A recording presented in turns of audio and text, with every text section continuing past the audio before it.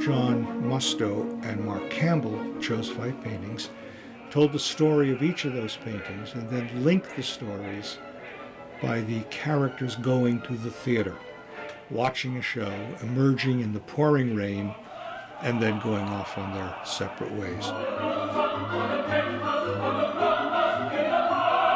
Hopper, as a painter, he's brilliant, period. And many people say he depicts loneliness. Well, I don't think the people in his paintings are lonely. I think they're in solitude. I think it's about solitude and about reflection and contemplation.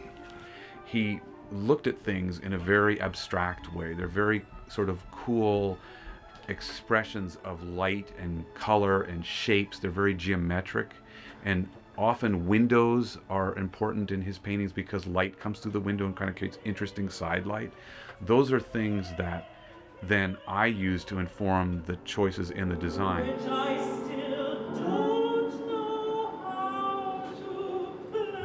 You don't want to burden the evening with hauling scenery around, so how do you make it flow cinematically?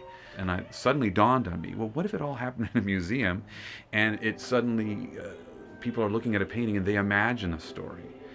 And I thought, well, that's something everybody can relate to that. Because that's what we all do when we go to an art gallery or a museum, is we sort of, in our own imagination, we decide what we think is going on. For example, in the very first scene, which is a room in New York where you see the man reading a newspaper and his wife sitting at the piano across the table from him with her shoulder turned away from him, it immediately says this is not a good relationship. So you ask, what happened before, what happened after?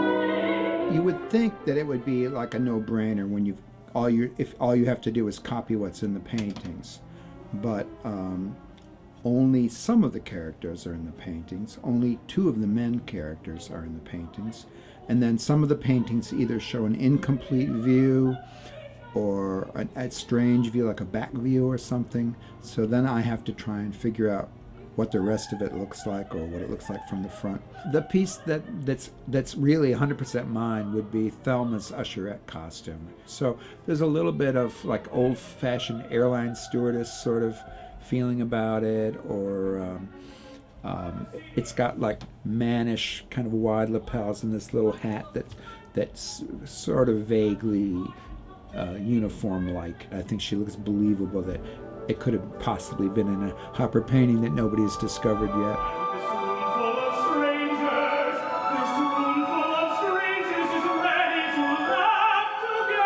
The musical language that he uses and the constructions he uses, they enhance the dialogue, they enhance the emotions, they set the words perfectly, because John is a very successful, brilliant songwriter. Yeah, it's a great piece. It's a wonderful, real wonderful. It's just a total piece.